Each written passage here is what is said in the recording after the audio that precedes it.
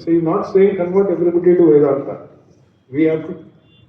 So that broadness of mind where we, and when we were children, I often ask our students,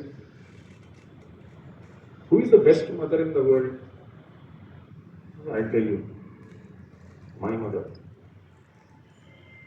Everybody thinks that his or her mother was the best mother in the world. But when I go out and play as a child, do I hate other people's mother? Auntie, Tatama, Chinnamma, Pinnamma, whatever you call it. We also respect, we like, but my mother is special. Which is the best mother tongue in the world? My mother. Because the sweetest, best language in the world is my mother tongue. Same way, everybody thinks that his or her mother tongue is the sweetest language, his or her mother is the best mother. Religion is like our mother tongue and like our mother. It is so deeply ingrained in us. Yes, our religion is the best for us, but we also respect other religions. There is no other way. Like Arfan time we said, if we have to live in peace, we have to have a harmony of religion, we have to respect all religions. And the essence of it goes back to the sacred texts and the prophets and the revelations they got. If you read the revelation, say, "Arey, sab log wahi to bol rahe." Everybody is saying the same thing, there is no difference. So once we understand that, whether there will be world peace or not, there will be peace in our own mind. I'll tell you one story before I close. The same book discussion was happening in Delhi, but we had a panel. One of the panelists was a Muslim lady who was a scholar of Islam, and she was from Kerala. So she told me, she didn't say it in public, but she told me, मैं सब कुछ public में बोलता. She says, in Kerala, some people ask me, why do you worship Akbar? So what do you mean? So you say Allahu Akbar. Now this is, so we have strange notions about other religions. Allahu Akbar means Allah is Akbar, you are saying. No. Akbar means great. Allah is great. Itna bhi nahi malum humko. So we have fantastic notions about other religions. Very weird. By the way, Muslims also have fantastic notions about Hinduism. I'm not saying that we alone are wrong. Best way is to understand what the religion is from the point of view of that religion. So I think I'm getting a little carried away, so let me stop here. Thank you so much.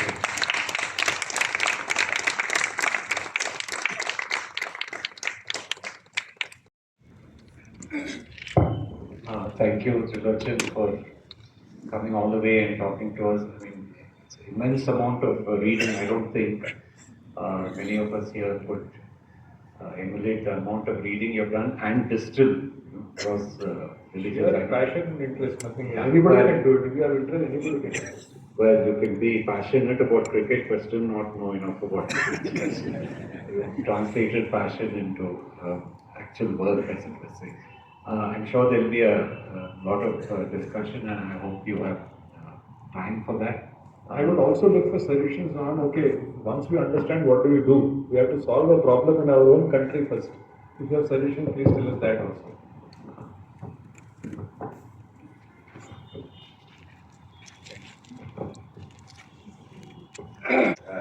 Vedas are called Apaurushayas. No? That means revelations are God's pronouncements. Yes. But I gave a reading of Vedas translation by Rangacharya. They are hints addressed to gods like Indra, Varuna. So how can it be revelation? Okay, very good question. I don't want to get in too much into Raksha Sirsha Purusaha Sahasraksha Sarashapa. 1,000. So that Ekam Sat means God of God, Indra, Varuna, Agni, etc.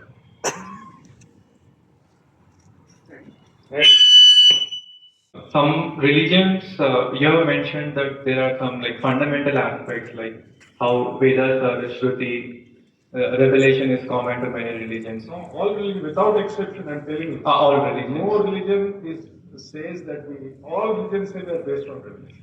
So, my question is when some religions question the very fundamental revelation of other religions. For example, Buddhism rejects the authority of Vedas as Shruti. According to Buddha, Vedas were wise teachings from learned men, not divine revelations. So when one religion questions the very revelation of another religion, how can there be harmony? Actually, there is no disharmony between Hinduism and two aspects. They call it Karma Kanda and Gnana Kanda. The Karma Kanda are the rituals. The Gnana Kanda is basically the Upanishads. So his criticism, to the best of my understanding, is about the rituals. So there is a famous incident. He goes somewhere and they're sacrificing a goat, and the goat is struggling, and the king, I think it is Bimbisara, he tells him that why are you sacrificing the goat? He says, I will get punyam, merit. Then he says, the goat is not willing, I am willing, why don't you sacrifice me? So he is against that. But you read the Buddha Vachana, which is in the Sutra Pitaka, the word Brahmana is used again and again and again. He is supposed to be anti-caste. Why is he using the word Brahmana? Then you see, at that time, the Brahmana was not the person whose father was the Brahmana. Brahmana was the person who tells the truth, who is calm, who is not indulgent in sensual pleasures, who is a scholar, who has got ethical values. He is the Brahmana. So he says, he is the Brahmana, he is the Muni, he is the one who is fit for Nirvana. So he doesn't say like that. That's the wrong understanding. And it just covers such a gamut of issues. Chadwan sir, will you read it? I will, sir, certainly. And Mr. Vikram, also big thanks to you, sir. My question was about the four aspects of religion that you mentioned in the earlier. Yes, revelation, philosophy, Revelation, philosophy, mythology, ritual, and actual practical teachings. Yes. So it seems to be going from the subtle to the gross, a bit like the Pacha that was from the Akasha. I am generalizing, I'm just telling it. And philosophy is very clearly the intellectual part coming in. Correct. So this is a personal question, and it has to do specifically with the revelation. When you were conducting a study of these religions, and you said without exception, revelation is a part of all of them. Did you at some time feel that this revelation is really the subconscious coming through after a lot of cogitation? Use the word when you describe the Upanishadic teachings. I think Mr. Arun Shaurya had also written a book on, incidentally, Ramakrishna Paramahamsa and Ramana Maharshi, where he says that this perhaps could be the subconscious coming, because someone has a very strong moral compass of what is right and wrong, is generally non-violent, etc., and goes through these cogitations, has learnings, etc. Do you think the revelation part of it, again, I'm using subtle to gross, is the subconscious really coming out, sir? Thank you. Vikram says, why do you worry about what I say or what Arun Sherry says? Why don't you make up your own mind on what a revelation is? But since you have taken the trouble to ask, it is not subconscious, it is superconscious. They say, Avang Manasa Gocharam, beyond mind and beyond thought. What is God? Anirvachineya Parama Prema Swarupa means it is indescribable. That is my belief. You don't have to agree. You don't have to agree with Arun Shuri. You make up your own mind whether it is subconscious or superconscious. It's your choice. What was your, my question was personal. My question was personal, sir. What was your understanding? I believe what the scriptures say. Personally, I believe it, but I actually think that these people had divine revelations. Otherwise, for 3,000 years, we are saying this. I mean, we are still following what Krishna said. The power is there behind the word. There is some force. That is what I believe. You don't have to believe it. Since you are asking my opinion, yeah, religions. And if you have found out in your research, can you just illustrate? The other one is, so in the advent of this rapid technological innovations and social change, what would be the evolution of the religion? Thank you. That is a question you have to ask somebody like what criticism. You see, there is none of the texts I have read says that we should not criticize. It is the later self-appointed custodians of various religions, whether it is the Brahmins or the Mullahs or the priests or various people who say that. So, for example, in Islam, there was a big debate Islam saw a big flowering after the Quran because first thing is to be able to recite the Quran, you have to read and write. Many people were illiterate, so they actually learned how to read and write through and because of that education, that whole region, lot of science, mathematics, philosophy, many things came there. During that time, there were all these debates what we are talking about. So one group which was very orthodox, they said that Quran is the word of Allah.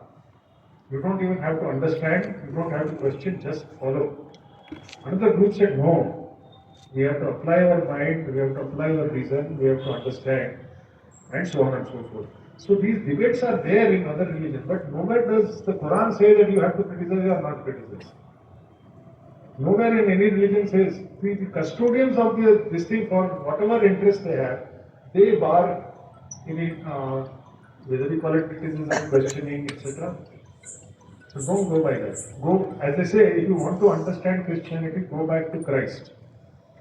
Go back to the original teachings. Huh? Acha, about how religion will be reformed. I don't know, sir. That's too big, but in Hinduism, it says, Dharma Rakshati Rakshitaha. You follow the Dharma, it will protect you. We are trying to first to be understand and follow ourselves. That's each one of us. That's good enough. My question is in two parts. One, I keep hearing that Quran or Allah says that you kill 100 Hindus and you will be honored in heaven with a lot of, all joys of the world will be given to you, and then it's an endless life to you. So I don't know whether it is true or not. Second is, what is this kind of hatred the Islamic religion people, followers have on Hindus, and how do we go about telling them, how do we all live together peacefully? Because no Hindu would definitely would go and aggressive and then violent and talk like this. So I just wanted to understand that religion. Okay, so I will answer. Killing so many people of this religion is nowhere in the Quran. It says the word Hindu doesn't come in the Quran. You please read it. ఎక్కడ చెప్పలేదు హిందువుని పోయి చంపాలని ఎక్కడ రాయలేదు. There is nowhere in the Quran it is written. So this is some notion we have about that. And how do Hindus and Muslims live together peacefully? That is what we have to collectively work out as a society. And I will tell you one thing, sir. You are a good friend. It is not only that religion hates us. Many of the Hindus also hate Islam. Let us be bold enough to accept that. This is not going to solve the problem. This is not going to solve the problem. Suspicion, fear, anxiety. That's why the book is written. మనము ఇస్లాం ఏమంటుంది ఈ book నచ్చకపోతే మీరు ఖురాన్ చదవండి మీకు అర్థమైపోతుంది what is just read it if you have this doubt you read it let us understand it. I will tell you one Christian priest, since he raised this question, I want to mention it. I had a colleague, whatever his name was, he trained to be a Catholic priest. Then after some time, he left and he became a householder, he became a professor. And he is now retired.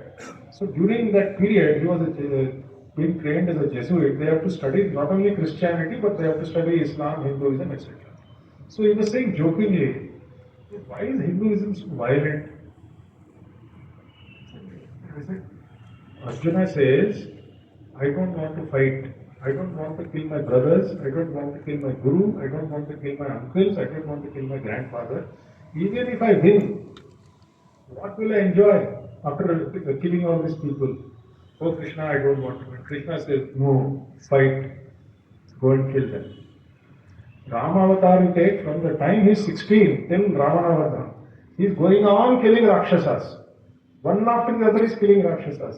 Parashurama avatar was to kill all the Kshatriyas and apparently killed all the Kshatriyas. Narsimha avatar was to kill Hiranyakashipa. Varaha avatar was to kill Hiranyaksha. And all the Puranic Devis, Kali is killing Mahishasuramardini. So then, if you say, no, that is not a right understanding. Hinduism, no, we have to understand it properly. Why don't we understand other religion properly? we don't understand that other people think that Hinduism is a very violent religion. నేను చెప్పాను మన అవతార పురుషులు అవతారం ఎత్తిందే చంపడానికి. Today my friend was saying, Kamsa Chanura Vardhanam, Vasudeva Kusuram Devam, Kamsa Chanura Vardhanam. Devaki పరమానందం కృష్ణ మందే జరుగుతున్నాం. అది ఎందుకంటే వాడు కంసుడిని చంపినాడనే. So sir when we understand that religion from their perspective, మనది కరెక్ట్ వాళ్ళది రాంగ్ ఉంటే they will definitely think that we are a violent religion. No, I'm not saying they are wrong. I'm saying how do we... So we have first to understand, first we remove the doubt from our own mind that Islam is saying that kill 100. It doesn't say. అది మనం చదివితే మనకు తెలుస్తుంది. అందుకే this discussion is required. We have to first understand our own religion and other religion. That is my request. Sorry. I think there's a violent streak to pretty much every religion over the course of history. Christianity might look like a Even Buddhism, unfortunately. Absolutely. Absolutely. Every religion has a violent streak, and even if there is not a violent streak, there is an extreme. Can I intervene for half a minute? Yes, sir. Every religious. Look at what he did. Anyway. My question was stories. If we don't go to the root of it, we don't understand it well. I guess somebody is misinterpreting religion, and they've done it throughout history. How is it that we can correct it, and especially with regards to Hinduism? Because as a proud Hindu, I see over the last few years radicalization of Hinduism, and some of these texts could lead to furthermore radicalization as well. So ban this book then. If you think it is, I think it is trying to go in the opposite direction, not radicalization. No, sir. I'm saying general. I'm not saying your book. I'm saying in general, it could result in misinterpretation. No. How as a society, not your book, sir. I'm saying in general. How as a society can we continue to do exactly what you said, is respect other religions, understand them better, and not misinterpret our own teachings? I wish I knew. That's why starting now, YouTubes and news channels are there. A positive message to people at large that we have. See, we don't live together. We will definitely hang separately, and there is no planet B. We have to live here. So you also have to read and talk. That will be me. Yeah. So my question is, some religions, they promote violence to restore dharma, and that interpretation is left out open. So what is your insight on that and its relevance in contemporary times? See, again, your view is promoting violence. You speak about that. We have many notions. I told you, they say, why do you worship Allah? Because we are shouting Allah Akbar. We are not worshipping. So we have strange notions about religions. First is that chadite, then we will, some of these doubts will get cleared. Then why is I am telling you, now why do you want to do my opinion? Either you read this book or you go back and read that religion, whatever it is. And now in internet, all the religious texts are available freely downloaded. You read it and you make up your own mind whether it is propagating violence or not. I will tell you one thing. I will again on this question, I will quote one of my favorites, Ramakrishna Paramahansa. Ramakrishna says, and he is talking about Hinduism, he is not talking about other religions, although he does talk here and there, but about Hinduism says, all scriptures are like sugar mixed with sand. No scripture is perfect.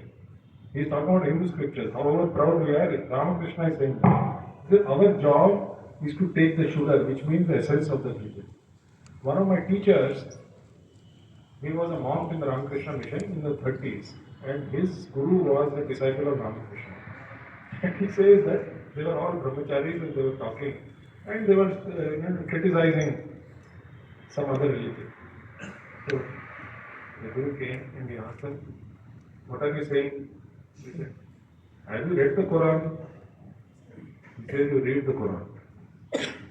Whatever you like to underline it.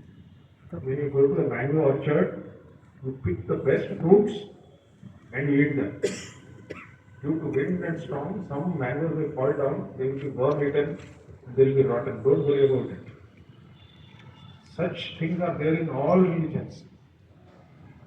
You ask a Ambedkarite or a feminist to read the Gita, they'll just blast it.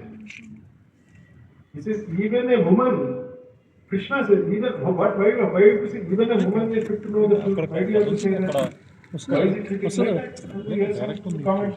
People have added something in thousands of years, but there is an essential thought. When you read about other religions, what is that essential thought you take? Don't look for ఇది సరళ సరళ. If I examine your life from the time you are born till now, I will find 100 faults with you, and with me also, maybe 1000. అది కాదయ్యా. What is essentially what you are? అది అర్థం చేసుకో. So please, you first solve it for yourself. Forget about solving. First, you clear up your own misconceptions. Then you join us. We'll go around the country and start talking to people. Don't go with. Sir, thank you for the talk, sir. With the next Vedas coming, the Varna classification improved more. Even Vyasa, who wrote Mahabharata, mentions that Veda shouldn't be heard by the Shudras. Like, is this classification? No, Veda doesn't. Vyasa doesn't. It is Manu who says that. Sorry. Even in Mahabharata. Let me just finish. Since you talked about Vyasa, Guru Purnima is in honor of Veda Vyasa. Veda Vyasa was the fisherwoman born out of wedlock. He is the Guru. Now you tell me what caste Veda Vyasa is from. He is the Guru. And Veda Vyasa later on, when Satyavati's sons die, she wants an heir. Chitrangada and I forget his other name. When they die, she finally asked Bhishma that according to the tradition of those times, you father children to the widows of your dead brothers. Bhishma says, I have taken a vow of celibacy. Then she revealed that Veda Vyasa was my son. So not only is he illegitimate son, he comes and he fathers the children through the dead wives of his brothers, half brothers, because Satyavati was mother of them and here. And who are those children? Dhritarashtra and Pandu. Dhritarashtra and Pandu's father is Veda Vyasa. So what caste, what marriage, what are we talking about? I'm just openly written there. I'm quoting from Mahabharata, sir. Then Mahabharata గురించే చెప్తున్నానయ్యా. In that it is written that like from Mahabharata, sir. Okay, sir. However, but do you think this is a later edition by human intervention, or because Mahabharata says that it is directly come from God? Like, what is your opinion on this, sir? That is what I'm just quoting from the source. Same thing. You show me you send me the email. I want to see. Okay. Same thing. What is it's up to you. If you want to pick one phrase here, one phrase there, one phrase there, and say that this is what it is, it's your choice. Up to you. But look at the essence of the Mahabharata. Look at the essence. I'm telling you, this is a fact. What I'm saying publicly about Veda Vyasa, nobody can challenge me, including the proudest of Hindus, because it is written there. He is the son, illegitimate son of a fisherwoman born out of wedlock. And he fathered two children, in fact the third one also, from the dead wives of his half brothers, who are Dhritarashtra and Pandu. What caste, what religion, what dharma, what is it? That was dharma of those days, you can call it. Fine. And Guru Purnima, I am Guru anime. What is this? Yeah. Also, when the Homo sapiens tried to persecute the dead or wherever they traveled from across the globe. So, and it has been happening ever since, and even in current times as well. So, I would want to know your take on this. So, I'll tell you, just look at the number 1 billion, 852 million, something between 800 and 900 million, the whole world population.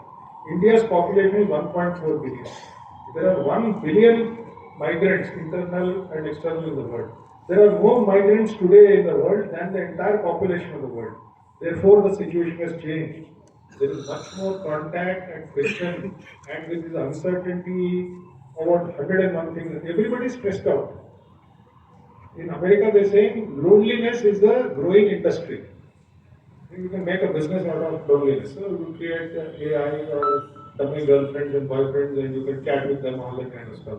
This is the stress we are going through. In that stressful time, this migration causes further stress. Like, so religion says 100 people will kill. Because in the year, we have got all kinds of weird notions. Yeah, of Rig Veda, where there are self-criticisms and questioning many ideas of the Veda itself. It makes delightful reading. So I can point you out to one or two. But I have a question for you, sir. You know, or maybe a little later, Mayan and Aztec civilization. They also have their own religions, if I can say that. Yes.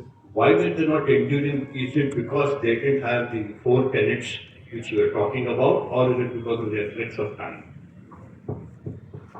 Maybe they didn't have a book. So Vivekananda says all religions which have survived the test of time, without exception, have a book or a set of books. So we don't find any written religious texts of these Aztec and Mayan and Egyptian civilization. We don't find. My personal view, for which I am willing to be hanged, is that we don't see this evidence of what I still believe in, which is the divine revelation or the sort of knowledge that you get beyond the mind and the senses. We don't find evidence from those civilizations. And aspects of that. But there is no book, there is no written book. Namaste. As you rightly said, I think we take the knowledge from whatever direction it comes. So now we are taking from MANTHAN, where the finest mind speaks from the heart. My question is, when all the religions give the code of conduct, every religion has its own code of conduct. When we don't follow that, in moving ahead, why don't we confine our religions to our homes? Once we come out, all of us should be the same. Everybody should be equal. So, is there any possibility that we can confine our religions to our home, and once we come out, we are all equal? We tried that, sir. It is private, we will not discuss it in public, and publicly only we discuss secular things, and privately we discuss religion. But in this WhatsApp age, I don't see it happening. And one of the persons who may not have agreed with you, I'm not talking about politics, I'm talking about society, is Mohandas Karamchandra. Every day he sang bhajans. He openly sang Raghupati Raghava Raja Ram. He is the first person in modern India to use the word Ram Rajya. Not these people today. He said, nobody called him communal, nobody, I've talked to Muslims and Christians, they don't have any problem with Gandhi. True religion, there is no problem. You cannot put it back into a box and suppress it because people want God. Whether you may not want God, that's your choice. But majority of people are not like that. Absolutely. It's apart from the freedom that they have allowed us to follow any path that we've chosen. On the contrary,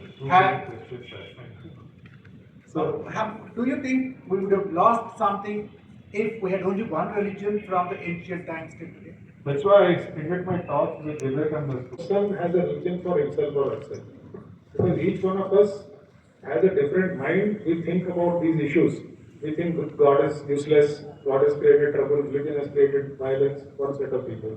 Then I am a Hindu, Muslim, etc. Even among Hindus, there are so many. So each one of us has a different mind. So when we are looking for peace or fulfillment or God or whatever we are looking for, Vivekananda is saying that we should have as many religions as each person, not somebody coming and telling you. We ourselves create our own religion. That's what he's saying. So there is no religion is not going to happen in foreseeable future. Venugopal, just to clarify, I want clarification. Yeah, you can take Ayodhya and the temple next to Bachatma as an example. I just wanted to know why you didn't use the word spirituality, when you talked about revelations. Why was it an extension of religion and not as spirituality? It is my mistake. I will stand corrected. It is spiritual. Yes, what you are saying is correct. Religiosity and spirituality are different. And mostly the divine revelations are spiritual. Yes. I'm sorry for. Thanks here, and then my question. Make it brief, sir. I have to Sure. The term Islam itself is derived from the Arabic root Sin Lam Mim, which encompasses meanings of peace, submission, and safety. And there's a verse in Quran, Surah 5th and 32 verse, which says if you kill one person, it is as if you kill all of humanity. Yes, and whoever saves a life, it will be as if they save all of humanity. Correct. And I will quickly go through one verse which encompasses the context we are having here. It is from Quran, Surah 25 and 63rd verse. It says, وَإِبَادُ الرَّحْمَنِ الَّذِينَ يَمْشُونَ عَلَى الْأَرْضِ حَوْنًا وَإِذَا خَاطَبَهُمُ الْجَاهِلُونَ قَالُوا سَلَامًا, which means the servants of the Most Merciful are those who walk upon the earth humbly, and when the ignorant address them harshly, they say words of peace. So this verse underscores the importance of humility and peaceful conduct, even when confronted with ignorance or hostility. So the question in this context of today's socio-political climate and the questions that have been arising, I'd like to ask, considering the Quranic emphasis on peace and humanity, how can these teachings be effectively communicated to counteract divisive political narratives in India that seek to exploit religious differences? You see, And your personal anecdote on it. Thank you. God. Now, your point about how do we correct this, you see, let me tell you one secret. Every religion thinks that others misunderstand it. Okay? It is our duty as part of our religion to correct it. But there is another duty. That is, if there are flaws in our own religion, there are flaws in Hinduism, if there are flaws in Islam, there are flaws in Christianity, due to whatever reason, historical reason, somebody misinterpreting, it is our duty to correct it. I tell you, I got an email from some group which says Soul of Islam, yesterday or day before, and some Muslim women had written that, I read it. And they use the word Tawheed. I don't know exactly if they translate it. Tawheed. Not Tawheed, Tawheed. And their interpretation of it is that everybody is equal under Allah, and this way of discriminating against women is against the Quran. Okay? Now they are trying to correct that within being Muslim women, they are trying to correct it from inside there. We have to do that. Then, because if you read the Sharia, they will say the evidence of a woman is equal to half of a man. It's not written in the Quran, but that's what the practice is. That's what if there are flaws in the practice, I don't blame the Prophet or the Quran. I blame the followers that they are not correcting. Like that, you can go on saying there are flaws in every religion. We have to correct it. In Hinduism, the big flaw is the caste system. It has ruined my religion. I weep privately that what are we doing to our own people in the name of caste? We have to correct it. It is the Hindus' responsibility. If there are flaws in your religion, you have to solve it. That's the only way. We can't say, I'm going to correct others' opinions on me. First you correct yourself.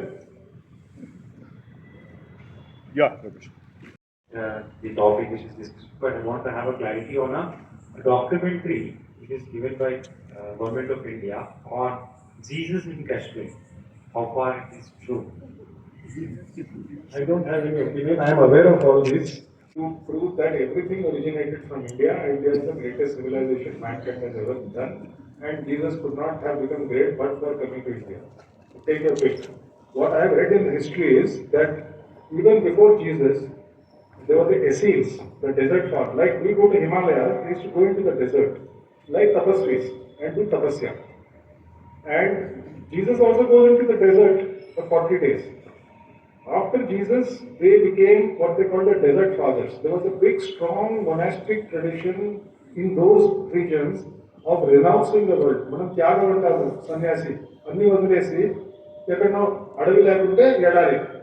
Whatever, you go to the desert instead of going to the forest and do tapasya for God. My personal opinion is that Jesus must have done that. But you don't have to agree with me. If I was God, I would love the Africans, the Chinese, the Muslims, the Christians, the Hindus, the Brahmins, the women, the Dalits. I would love all of them. In fact, I would love those people who are discriminated even more. That is my concept of God. God, what a limit, you are limiting God. It's a stupid idea.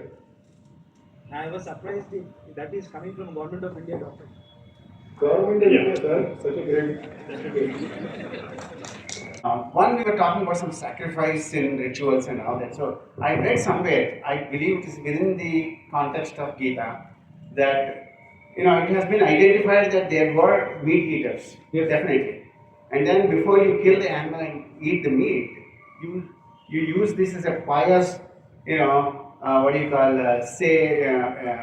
ethic way of sacrificing. Essentially, you don't give it to the god. Naivedyam. Yeah, you give it to the god and then pray for the animal that is dying, and then create some blissfulness there. So it's just one thought basically. So it is well misunderstood in my opinion. The other thing is your very question that what do we do next? Again, I don't have an answer, but to me it appears the religion is made too complex. There's just so many variations, so many thoughts, so much, it has become what you call outdated. We have to figure a way to make religion simple. Correct. And how do you make that, reduce it, make it in simpler words, pass it through the proper media. If you go to some of the muds and great sages, they will say, Exactly. Everybody understands this. All this is. So, I think leaders like you, the stalwarts like you should, book reading is good for identifying ways to communicate to them, because the next generation is the one that actually starts changing the world again. So many people are doing if there it. are ways to do that, then simplified, easily communicated through proper channel, I think we should. Gomalgoda, there is a mission called Zarathustra, just pay Mohammed. I think those things, we are children to read them. Exactly, we need to find ways, and I just want Right. to. Thank you. Thank you, everyone. What I have now discovered is religion might bring the best and the worst of people, but the concept of Manthan in religion has brought the best from all of us. Thank you very much for you. I'll request Mr. Ranjan to give a memento on our behalf.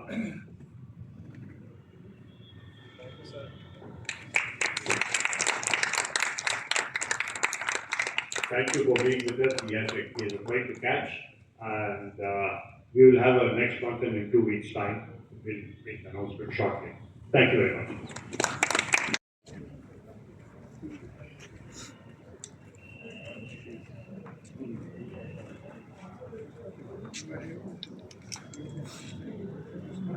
Got a cold or something? Thank you. I have a selfie with you.